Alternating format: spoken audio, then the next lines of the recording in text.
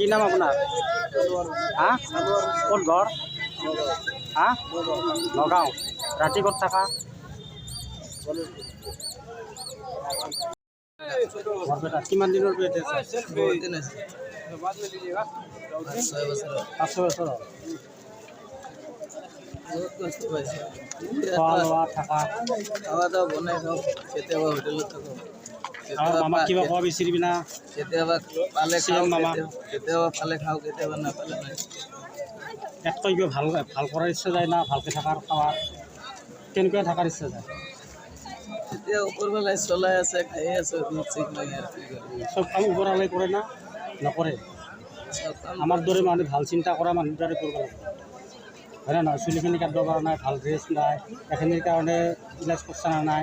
কি লাগি আছে তাতে? মলম চলম লাগাই আছোঁ আৰু ডাঙৰ আছে শুকাই আছে শুকাই আছে না? ঠিক আছে।